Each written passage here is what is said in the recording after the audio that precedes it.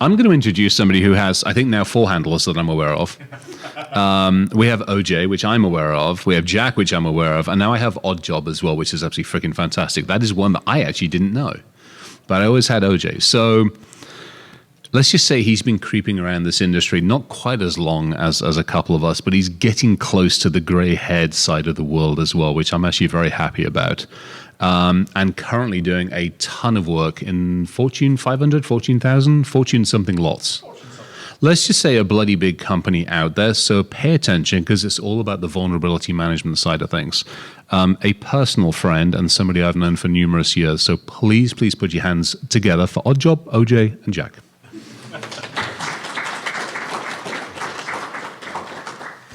Awesome. How's everybody doing here? First B-Sides Rochester? Anybody? Yeah? All right, cool. First B-Sides ever. All right, fantastic. Well, welcome to the family. And you've got a B-Sides almost anywhere you want to go. You can pick a destination. You probably can get to a B-Side somewhere.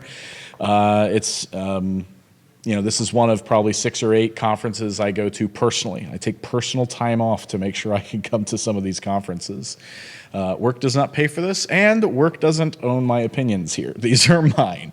But when I was trying to come up with an idea for the title of this talk, one thing that I was just kind of talking with someone about was, CVSS scores and vulnerabilities and the ever-changing nature of what threat actors are doing out there as far as what they choose to use to get in.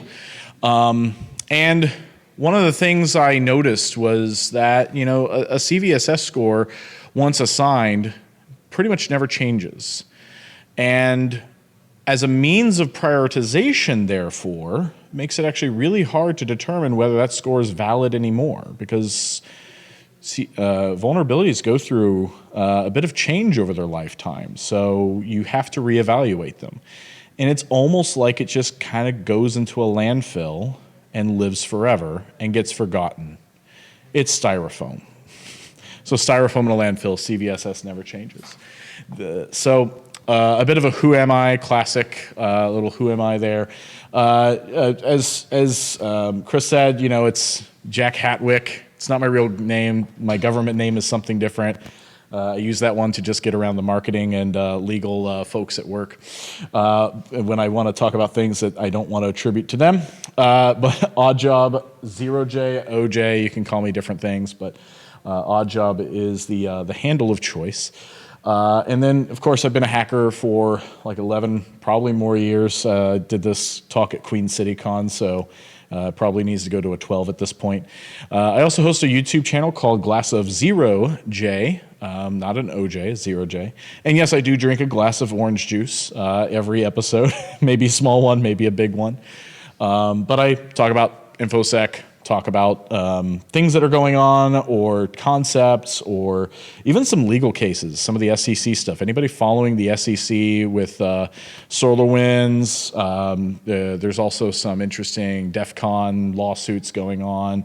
I go into those. I'm not a lawyer by any stretch of that word. I'm not a paralegal, and I make that quite clear. If you look to YouTube for legal advice, you're an idiot. But I do at least read through the documents because a lot of what we deal with gets into those documents when we start talking about information security. So I at least talk about what's probably going on based on what they put in those documents. I'm a senior director of detection response for a health company. Not a huge company anymore I work for, but it is still a pretty sizable person in that industry. And then I also brew mead. So, we got some fans in the back. All right. So if you ever want secrets, they're not really secrets. Mead's probably the worst kept secret because it's been around for thousands of years. By accident, we discovered how to ferment honey just by leaving it out in the wild and getting it wet. So, yeast kind of has that effect on things. So, and we've just been crafting it ever since. So it's really fun, and it takes about a month. So, and then you can find me on the socials. You'll see those later as well. So a little bit of talking about today. We're not going to be trash talking CVSS. CVSS has a purpose. CVSS is misused, and we're going to talk about that. But we're going to talk about the history of CVSS. It predates me in the industry by a bit, and how we deal with vulnerabilities predates me in this industry by a lot. We're going to talk about just the drawbacks of CVSS, but especially how we've been using them. And a new way to prioritize vulnerabilities, how you can start doing it without fancy tools, and there's some other considerations that I've actually added because of conversations I've had at this con. It's always good by going last. You have conversations with people, and then you get to update your slides because you always find new information. But, vulnerabilities, back in the day, we just had all kinds of issues with code. Code, at the end of the day, a vulnerability in code, for instance, it's just a bug. It's a bug and a bug is basically this software is not behaving the way we want it to behave. It's behaving unexpectedly. And of course, a bug that behaves in a way that compromises the security of that system or that software, we call that a vulnerability. People have been patching those things and releasing new software, releasing little fixes from time to time. And so, for a while, we've just basically said, hey, you don't want to get exploited. We'll just patch all the things. We patch all the things. You can't be exploited. You're all good. How many people in here can actually patch all the things? Okay. Sometimes in bigger audiences, I get one person who raises their hand, and it's because they've got some very interesting, very niche setup to where they can actually, essentially push code or redeploy their environment, every day. So they're always updating. They're always making micro changes to their environment anyway.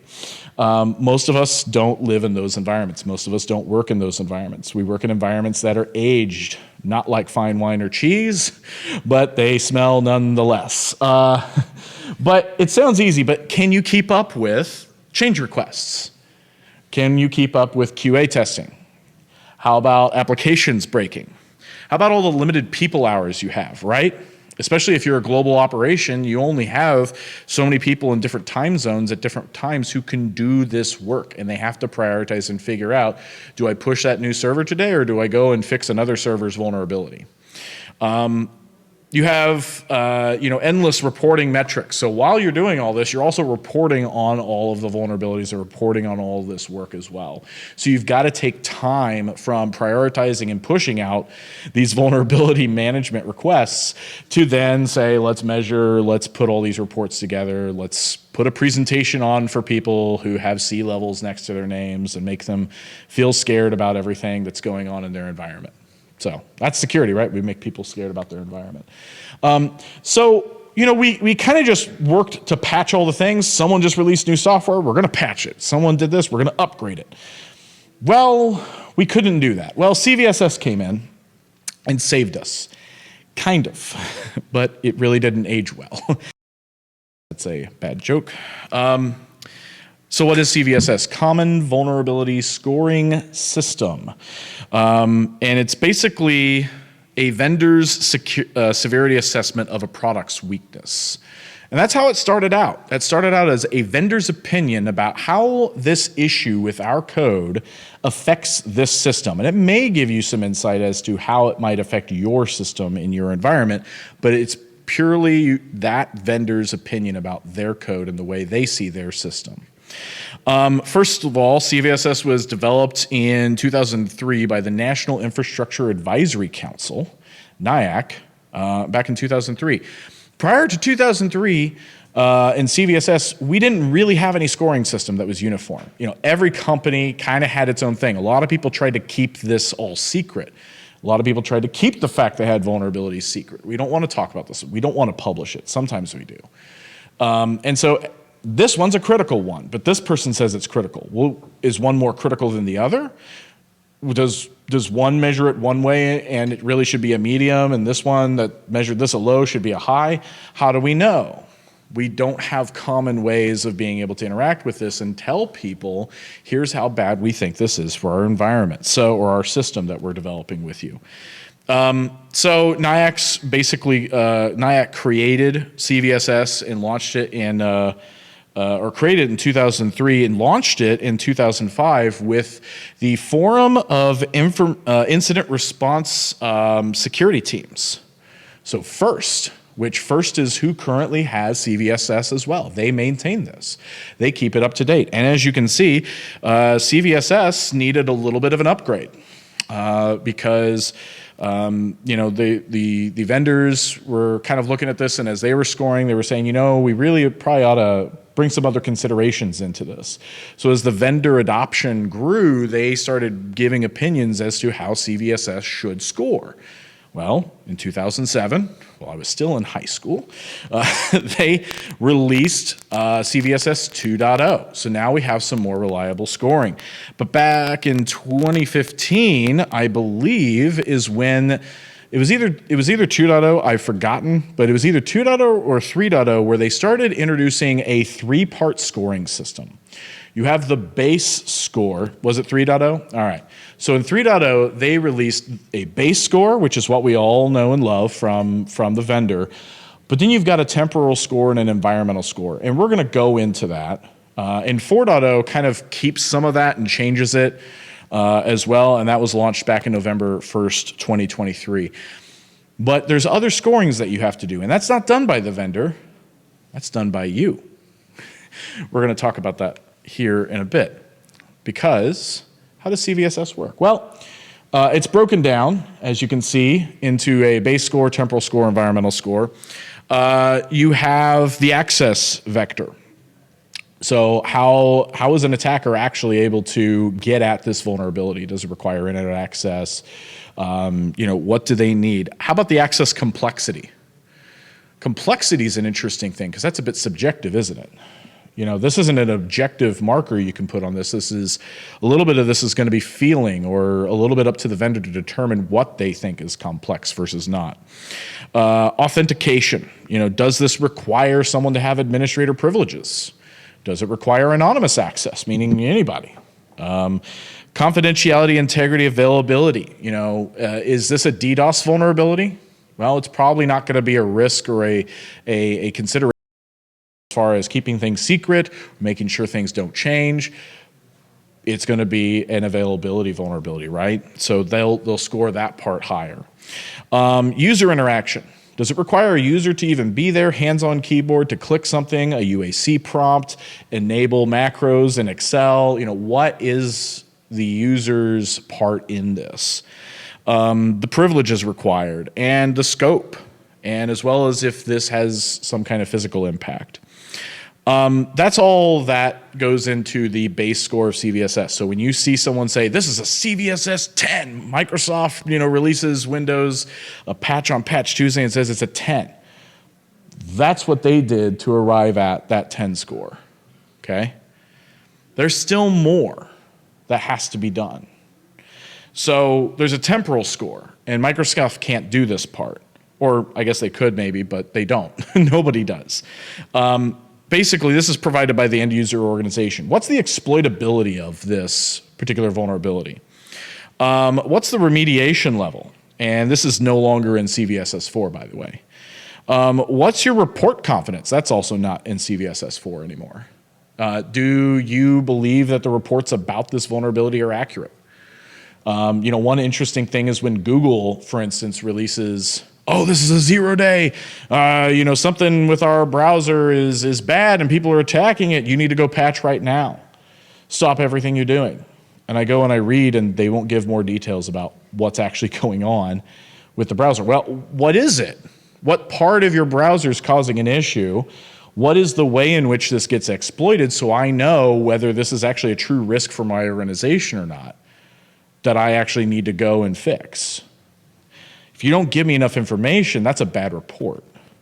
Whereas you go back to some Cisco vulnerabilities that were reported and attacked back in the October, September, or August timeframe last year, Talos gave you a full lowdown on here's the sample code that we're seeing attackers use, here's how they're getting in, here's how to determine whether you've already been popped, and here's steps to take to remediate.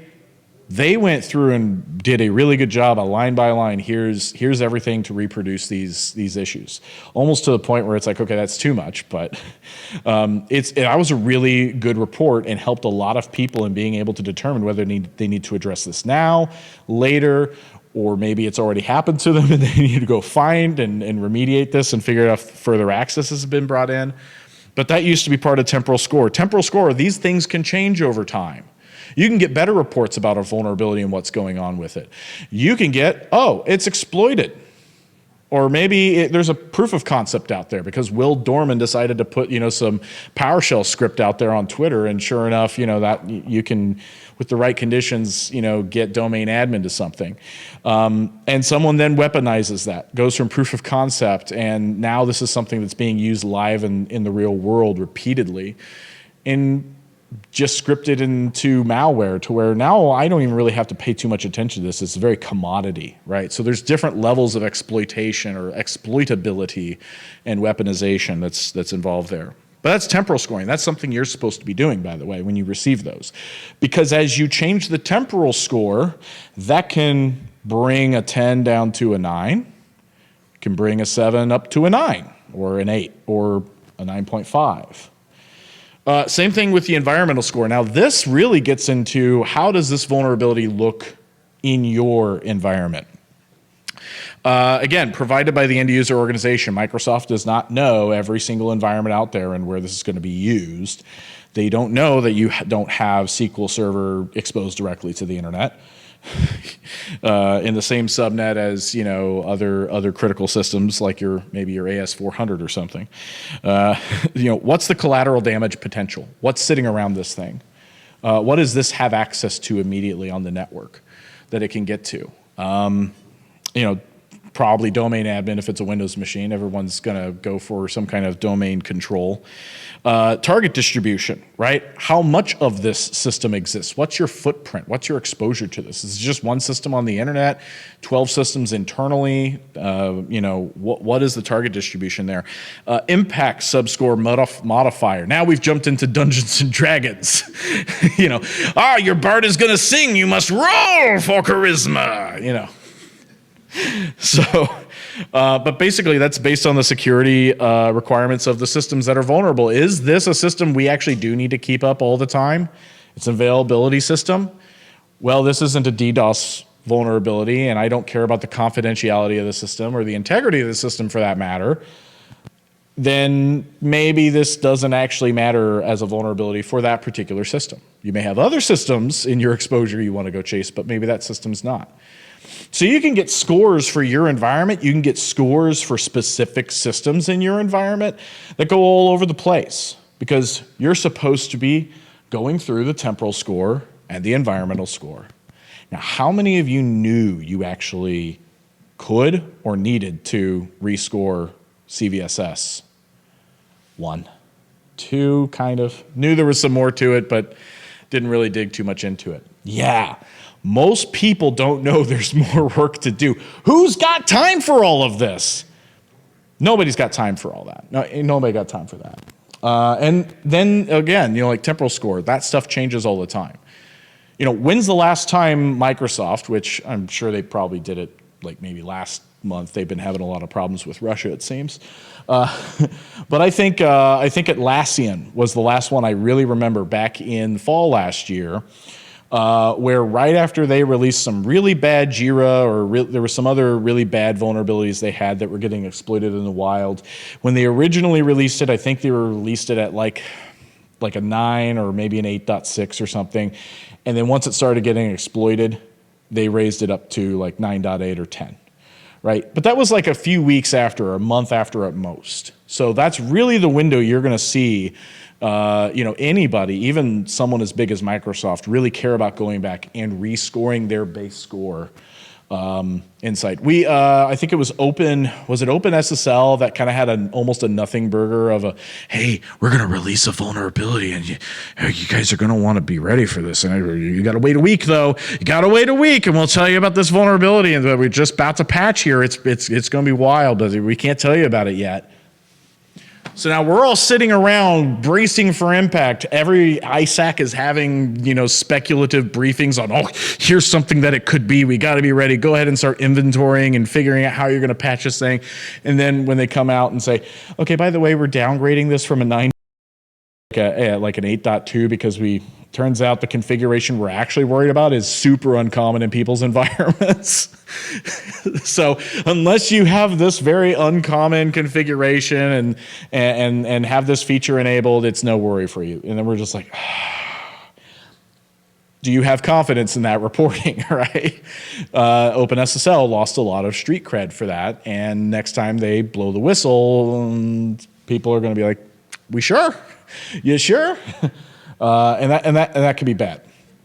But again, who has time for this? How can we actually work with this? So CVSS did try to come to save us. And so what did we do with this? So we got all this wonderful scoring. We got this fancy scoring here. What did we do? We said, well, patch all the CVSS 9 through 10s, right? Those are the criticals, the 9 through 10s. Vendors saying that this is critical, we're going to patch it first, we're going to patch it urgently. That makes the most sense. But again, did you go back and do any of the temporal environmental scoring? Maybe some of those criticals were nothing burgers. Maybe some of the things that you thought were nothing burgers are criticals. Because the opposite can happen. You go from critical to a low, maybe not so bad as a low, but I've seen criticals go to medium and I've seen mediums go to critical when you modify those scores. Nobody does that. But then yet, that's all we seem to do. And even not just in vulnerability management, in patch management itself, these are two different processes. In patch management, I hear a lot where, when you get into a patch meeting, they go like, let's patch Tuesday. Were there any critical, vulnerabilities in Windows? Oh yeah, there were 2 critical. Okay, apply those 2. And it's like, no, please apply all the patches to the system. We're going to discover why I want them to apply all the patches to the system. It's part of regular maintenance. Keep your regular maintenance up. That's patching. Don't worry about the CVSS 9 through 10s or whatever. I'll tell you when something's severe enough you should break your cycle. But you should be just carrying on with that basic cycle. But yeah, we got so focused on those 9 to 10s, we thought we were taking care of what was the most threatening to us. That's not necessarily true. The problem really just comes down to CVSS never changes because we never go back and rescore it. So this is an eye chart, and I'm so sorry. What this is this is data that I get by virtue of buying one of those fancy tools you can buy, and there's several fancy tools out there. But they come with a knowledge base of vulnerabilities, and they come with different characteristics about the vulnerability. Is it a part of ransomware? Does it have malware? Blah, blah, blah. So I went ahead and said, well, here's an interesting thing. Let's take a look at the CVSS scoring, and let's break out vulnerabilities that exist today. I actually was in the speaker lounge, and so this is good as of today, the data that's in their database. How many critical, high, medium, and low vulnerabilities do we have out there? And we have 34,414 critical vulnerabilities exist today that we know of that have been reported via the CVE. However, there are 84,700 highs. There's 101,000 mediums. There's 8,100 lows. And yes, there's even some informationals. There's like domain, some kind of like NX domain exchange one that's a vulnerability, and it's actually the only one that we know is exploitable today. So that's why it gets a 1 down in the next row. So then I said, well, that's interesting. Let me just go ahead and take a look and see the vulnerabilities that have some known exploit to them. This will be an exploit DB, part of the CISA KEV. It was a 0-day. We know this has been used in attacks in the past, or there are published exploits available for this. There's malware available for this. We know this is weaponized, right? For a variety of means. Well, only 6,472 of the known critical vulnerabilities, according to CVSS, actually have an exploit associated with them. Meanwhile, 19,000 of the highs are exploitable. 16,000 of the mediums are exploitable, and 888 of the lows. And then, of course, that one little cute informational. Isn't it adorable all by itself? Well, that's an interesting thing. The highs and mediums are starting to really outpace and outnumber the criticals here. Let's go one step further. What am I going to get with a particular exploit, right? Because I can get different things. Whether it's a memory side channel attack, I can get buffer overflow, I can get remote code execution, privilege escalation. Those are two very hot button ones that everyone probably cares about. So let's go there. Well, there's only 2,531 critical vulnerabilities that'll get you RCEPE out of the 34,000 vulnerabilities that are considered critical. Interesting. Now, of course, if I wanted to, I could probably look and see which ones have DOS. If you care about DOS, you could also plug this kind of information in. But there are 5,557 highs that have RCEP, 3,900 that have RCEP on the mediums. Again, we're greatly outpacing now things that are exploitable and have dire consequences to your environment.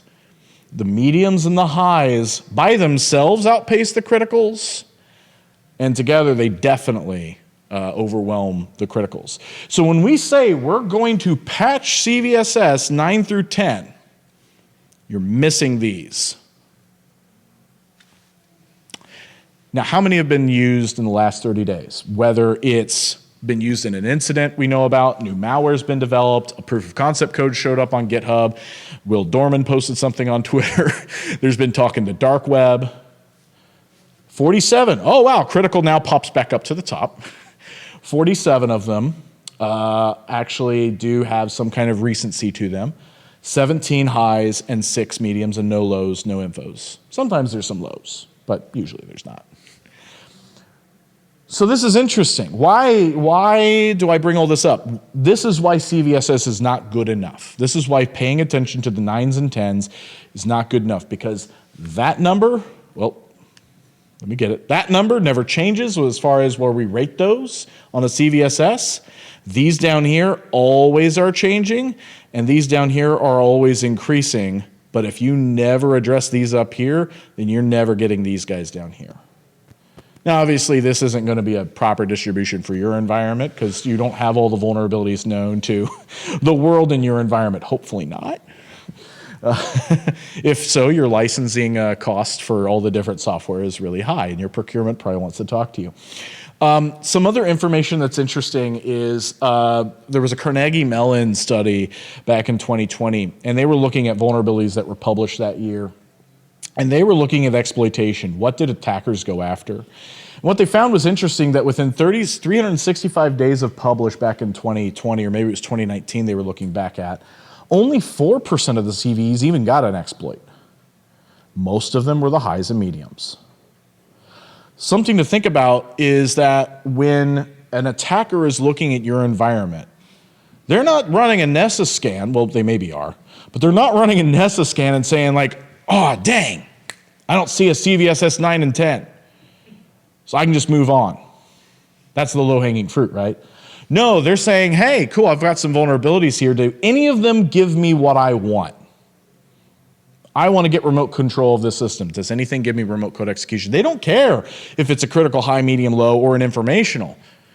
They just want to achieve their goals. And so we've got to start thinking like an attacker, because we're trying to attack the threat, right? We're trying to defend against the threat, or we're trying to reduce opportunity for threats in our environment. And that's what vulnerabilities really do amount to, is an opportunity for a threat to take action in your environment and take hold. So, sorry, go back to my train of thought. Yeah, you need to think like attacker, because they're not looking at the CVSS scoring.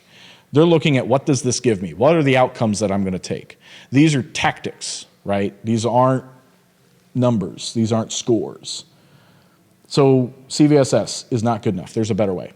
And we've already kind of charted out the better way to look at this, or a better way. And there's also another way that I'll talk about here in a bit that First actually came up with, which is called exploit prediction scoring system. So they have a lot of data on vulnerabilities, the characteristics of them, and what seems to be exploited more quickly than others, regardless of their CVSS scores. And so there's actually a bit of a movement to start moving towards EPSS for predicting, hey, this medium from Microsoft isn't, exploited now, but, maybe in 60 days it will. So we're going to give the score, and vendors are joining, folks like Rapid7, Nessus, the rest of them are joining to try and keep those EPSS scores going to constantly change them. That could do something really good, I think. But right now, I think we can still play this a little more simply, not have a bunch of math to do. And I think we can categorize our vulnerabilities a little better. Think about this. Is a vuln without an exploit a threat to you at this time, right? Because it could change later. Right now, it's probably not that much of a threat. A vuln that doesn't give the attacker remote code execution or privilege, is that as big a threat as ones that do? Obviously, if you care about DDoS on a system, then think about things that do or don't have DDoS. Do those necessarily pose as big a threat as ones that don't? Are vulns under recent exploit development and attacker usage more of a threat than any of the above factors? Probably. Because that means activity in your environment is probably more imminent, right? Not a surefire guarantee, but likely, more likely. So this is my new prioritization. I say it's mine, it's not mine. There's an entire vulnerability risk management industry that's coming out there. I think Gartner's now renamed them to CTEM, Continuous Threat Exposure Management. Regardless, it's just thinking about our vulnerabilities and our exposure in a different way. So my criticals now that I look at are those that are exploitable, remote code execution, privilege escalation, having a recency around the last 30 days. So again, that malware that just got developed, well, with this vulnerability, well, that's now a critical. I assign those roughly around 7 to 14 days to get fixed. Generally, a sprint, maybe 2 sprints, if you're talking applications, we can fix those. They are also great candidates for emergency vulnerabilities, actually. And you should, when you're prioritizing these types of vulnerabilities, you should think, do I need to make a big deal about this, wake people up and fix this now rather than wait for the 7 days? That's a great opportunity above the other ones. Because again, that recency gives it more imminence that it could be impactful. Again, highs, 30 days, are exploitable RCEPE. This is your normal patch cycles usually anyway, is 30 days. In a lot of systems, you'll have a dev, a staging, a production environment. So you're gonna go 1 week, another week, maybe a grace period in between, unless it's February, because then you lose a day. I don't know how that works. But timing usually goes that way.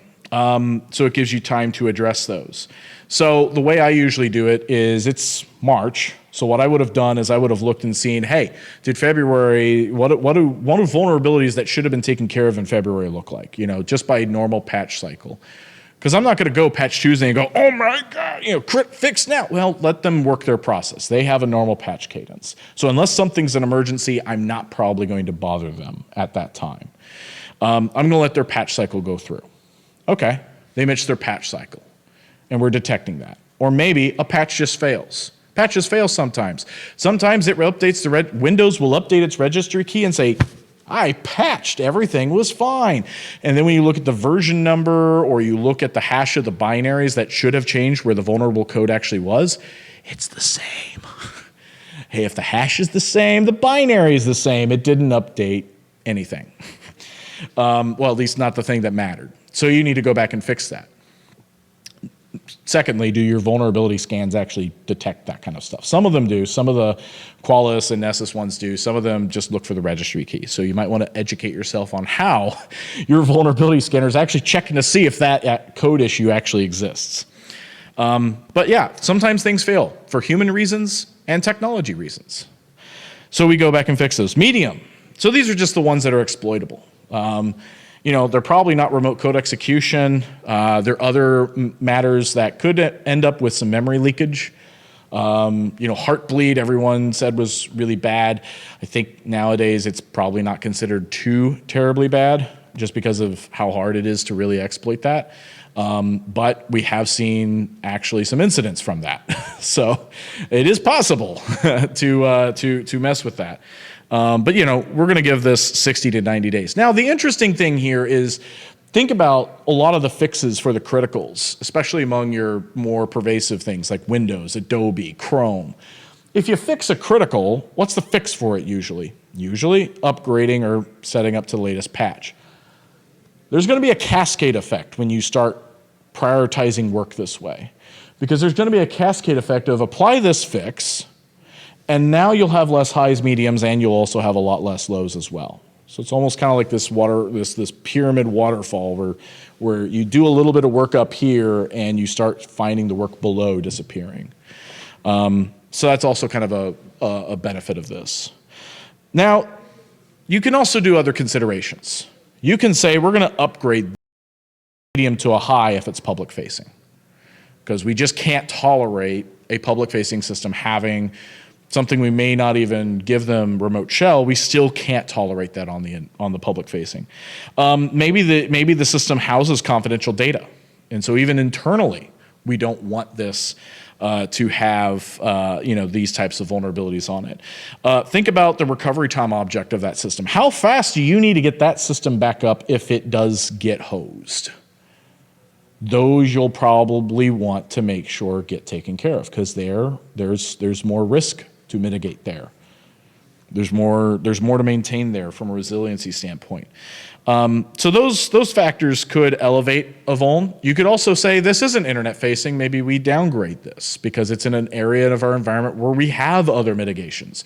We have other countermeasures to help us offset this risk score even further. So we'll downgrade it that way.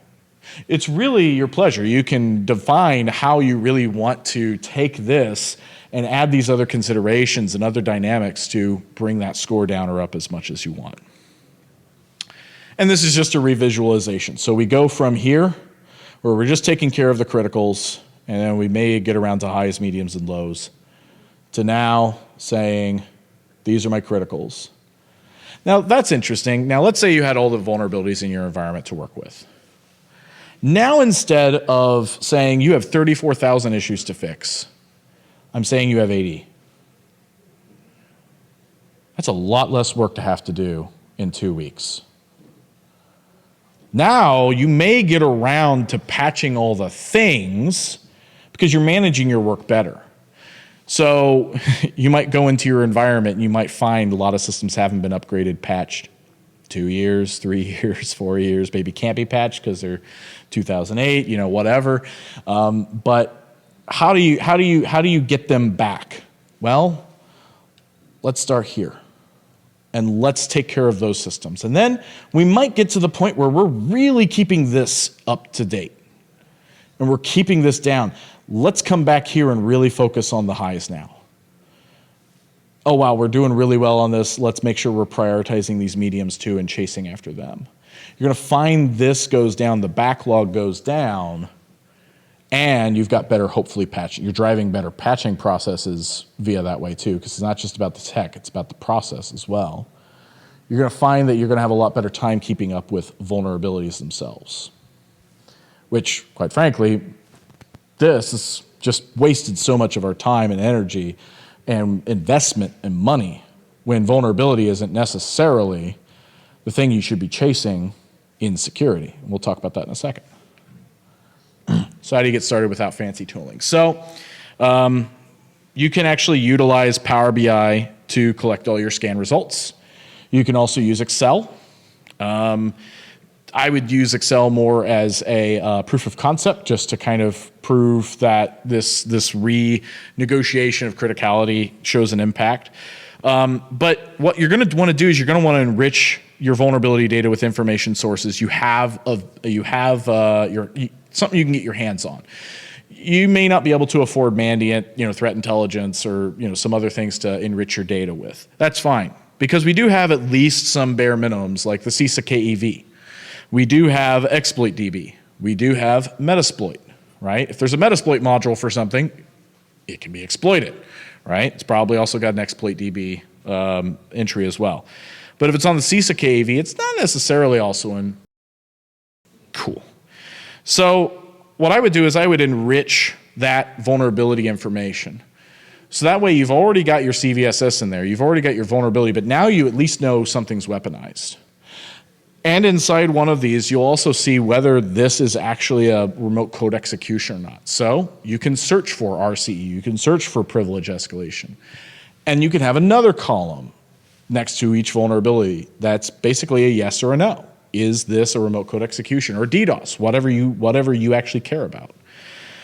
And then recency, the enrichment of this data, how recent was this? Did this just get added to the CISA KEV? Did this just get added to exploit DB? How fresh is this information? Has it been posted? And so that can give you a start to recency. Again, this is without fancy tools. You don't have an entire team to do threat research and everything on the back end to really hone in on every single one of these. But other companies that operate the fancy tools have that team. They have those things. And it requires some work and skill at automation, but it really is worth it. But you can do it. So I would say Excel if you just want to prove the concept, but you can automate it all up in Power BI to where you can have a scan kickoff, you can feed that in Power BI, it populates, it enriches, and now you know the vulnerabilities you should probably be going after. But you can buy the fancy tools too. Things like Ivanti Neurons for risk-based vulnerability management, where I got this information. You can go to Kenna, you can go to NopSec. There's plenty of these tools out there. I have one of them, but I don't sell any of them. So I don't make any money off of pushing it either. So another consideration, you're probably going to have to convince auditors this is okay. Because there's a lot of auditors, Mr. PCI in the room, who will go, whoa, you've got a CVSS 9 through 10 here. Why haven't you patched that? Like, that's not okay. Well, it might be okay, according to your policy, according to the way in which you've said you're going to fix these issues. And I find that conversations with auditors go well when you're not just doing this, but you've also put it into your policy. You've got a clearly stated standard or process that is being followed, and you can show evidence of it being followed, and you can show the results of what's going on. You're going to be 90% of the way there to convincing an auditor that this is okay. It took a while when EDR came out, LLM-based EDR, to replace signature-based AV. It took a while to tell the auditor, no, it's okay. We don't keep our AV up to date because there's nothing to keep up to date. There's no daily definition list. There's no none of this. We have now, the ability to, look at a file and know based on an LLM model whether it is actually malicious or not. It took a while to convince auditors of that. But it is possible, and you're going to have to do something similar here. CVEs aren't the only vulnerabilities. Those are just software bugs that are getting tracked by vendors. You've got misconfigurations, maybe even malconfigurations. Maybe someone's popped a backdoor in your environment and you don't know because they wanted to work one day from home, and they didn't like, your bosses didn't like that. But CVEs aren't the only vulnerabilities. There's misconfigurations, just insecure configurations out there. Once an attacker gets in, they're usually, I won't say they're usually, but they're not a lot of times popping CVEs the rest of the way in. They're usually taking advantage of the fact that you have overly permissive user accounts. You have the ability to work in. You have cached creds of a domain admin on the system, so they're taking advantage of those types of weaknesses in your environment. And we get so stuck on just the vulnerabilities that are CVEs that we're not reducing risk in those other ways by hardening. So just this level of effort helps it to where you can start taking care of those other issues. And Jeff Mann actually reminded me that risk is vulns plus threats, or vulnerability plus threats minus countermeasures, which he says is security, and I tend to agree with him. You can reduce risk two ways here, because guess what? You don't get to probably reduce threat unless you just completely get out of some kinds of business. There's really no way to reduce your threat. You're just going to have threats. They're going to come after you. All you can do is reduce your vulnerability or increase your countermeasures. Those are the two things you get to change. We have thrown so much at just following the CVSS 9 through 10, and we've been throwing so much at that to try and reduce our risk.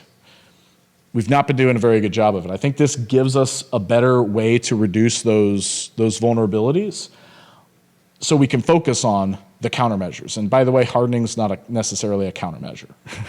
So there's other things we're doing in detection, response, and IDS, IPS, that we're doing to try and thwart the bad guy once they're in, right?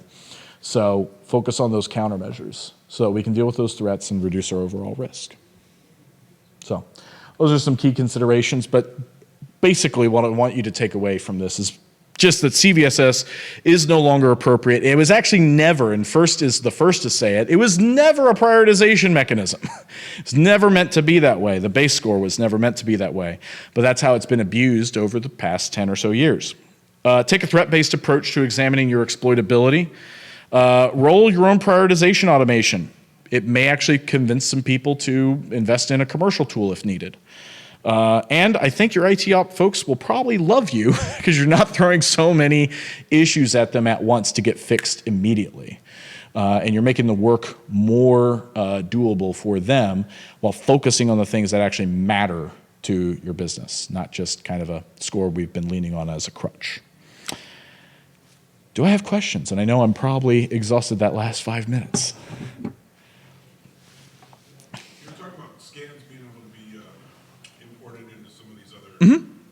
Enrichment. What skins exactly are you talking about? So it would be like a Qualys, a Tenable, a Rapid7. You could even do Open VAS, things like that. What you would do is you would have like an Azure function as a service function that would call an API call to that scan tool, and it would then pull and organize that data into a Power BI. Would you use, like, say you wanted to do it manually, is it a .NET? If you wanted to, you could download like a CSV of your vulnerabilities, and you could upload them up through Power BI like that, or just keep them Excel and do it that way manually. You can. It's maybe a great exercise to learn some automation skills, but you can do it. I recommend the manual only kind of as a couple times to really prove the concept, because it takes time. It takes time to do manual things. I'll check on my end too, obviously, but do you know if there's any, when you're working for the government, they frown upon uploading information like this necessarily into another tool? Or? You'll have to check with your folks specifically going. You may have another thing that's not Power BI that's actually in your environment. I just say Power BI as an example. It's something very supportable and out there. It talks well with other things. You may have something locally, more a data lake, more local data lake or some kind of thing that you can put things into more securely. And Like Vulnerator, yeah, kind of, but yeah. it's not giving information like you're talking about here. I've never heard of Vulnerator actually. Well, it spits out stuff for like stags and cat 1, cat 2, and it takes all that .NSS file information and makes it look pretty. But Gotcha. it doesn't weed out and narrow down like you're talking. Yeah. To kind of focus on maybe the more important ones. Yeah. So, Okay. Yeah, but no, I mean, as far as storing it, you'll probably have to rely on your own automation technology to be able to organize this data in a way. And you could probably automate it into Excel as well. Like, I'm sure there's a way to just go and grab it, run a cron job at the very least somewhere, and have it go into a CSV and enrich it that way. So sometimes you, let me know if this is outside the scope of this talk. Sometimes you have vulnerabilities that are not patchable. It's either because of like the environment you're in, that there's for some reason weird business need. Sometimes it's because the vendor doesn't, it's not, the budget's not there for a new product or whatever. So in those cases, like, you can secure that stuff sometimes through other ways of like protecting Yeah. these things. You can isolate them or whatever. Do you have like a favorite way of managing those exceptions and like documenting them and managing them? Your GRC team is going to be your friend there. They probably already have risk registers and things. Maybe you are the GRC team, I don't know. But your GRC team, if you have one, could be helped. Usually there's a risk register of we can't do this. That is according to our policy. So we're going to have to do something else to make up for that. And that's where that risk equation comes in, right? So we can't patch that. We can't reduce that vulnerability. So we can't reduce that part of the equation. We're going to have to increase countermeasures. Yeah. And you're going to have to, and if no one wants to increase countermeasures, you might need a risk exception, right? To say then you're accepting the fact that this threat is able to use this vulnerability without countermeasures. We need to have that, and we need annual consent to that. Someone needs to own that, and it's not a manager; it's probably a VP or higher. Very good. Someone who can authorize that level of monetary loss. If you can't write the check for that loss, you probably shouldn't be accepting risk. Jeff Mann, the man himself. I want to blow your mind a little bit. All right, blow my mind. PCI has required vulnerability ranking. Call it prioritization since 2010. Ah, interesting. So regardless of what method you use, they require a vulnerability ranking anyway? Unfortunately, it's rarely taken advantage of because most organizations can just go with the CVEs. Right. CVSS score. Gotcha. But they don't have to. Right. So PCI is really open to different concepts to rank vulnerabilities. Exactly what you've been saying since 2010, organizations could have been doing that and not having to chase the whack-a-mole vulnerability. Yeah. If only they had an assessor like me, who has never done it all in their life, explain it to you. Very good. Most of them don't. Yeah, these things have been a while. This Intel has been available for a while. It's been years that this, at least 6 or 7 years, we've been able to probably do this stuff. It's only in the last 5 or so years that this industry's even popped, this part of the industry's popped up, which is why I know about it. So I'm saying, here's how you can roll your own. But anyway, I think they're beginning to open doors to tell me, shut up, you're done. I'm gonna get the hook in a bit. Thank you so much for your kind attention. Hope everybody enjoyed.